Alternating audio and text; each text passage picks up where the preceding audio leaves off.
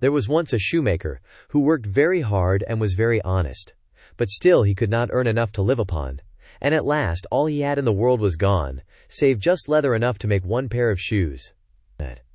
Then he cut his leather out, all ready to make up the next day, meaning to rise early in the morning to his work. His conscience was clear and his heart light amidst all his troubles. So he went peaceably to bed, left all his cares to heaven, and soon fell asleep. In the morning, after he had said his prayers, he sat himself down to his work, when, to his great wonder, there stood the shoes already made, upon the table. The good man knew not what to say or think at such an odd thing happening. He looked at the workmanship. There was not one false stitch in the whole job. All was so neat and true that it was quite a masterpiece. The same day, a customer came in, and the shoes suited him so well that he willingly paid a price higher than usual for them. And the poor shoemaker, with the money, bought leather enough to make 2 pairs more. In the evening he cut out the work, and went to bed early, that he might get up and begin betimes next day. But he was saved all the trouble, for when he got up in the morning, the work was done ready to his hand. Soon in came buyers, who paid him handsomely for his goods, so that he bought leather enough for 4 pair more. He cut out the work again overnight, and found it done in the morning, as before. And so it went on for some time. What was got ready in the evening was always done by daybreak, and the good man soon became thriving and well off again. One evening, about Christmas time, as he and his wife were sitting over the fire chatting together, he said to her, "I should like to sit up and watch tonight, that we may see who it is that comes and does my work for me." The wife liked the thought, so they left a light burning, and hid themselves in a corner of the room, behind a curtain that was hung up there, and watched what would happen.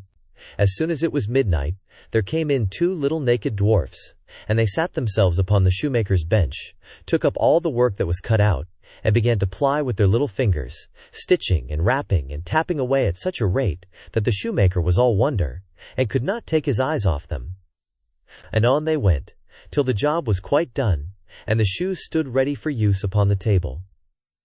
This was long before daybreak, and then they bustled away as quick as lightning. The next day the wife said to the shoemaker, "These little wights have made us rich, and we ought to be thankful to them, and do them a good turn if we can.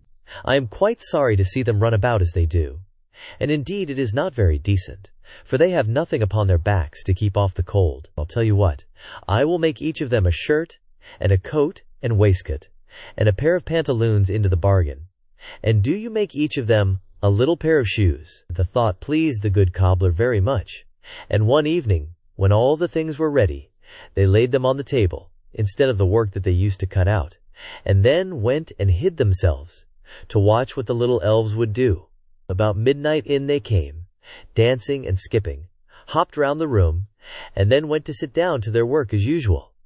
But when they saw the clothes lying for them, they laughed and chuckled, and seemed mightily delighted. Then they dressed themselves in the twinkling of an eye, and danced and capered and sprang about, as merry as could be, till at last they danced out at the door, and away over the green. The good couple saw them no more, but everything went well with them from that time forward, as long as they lived.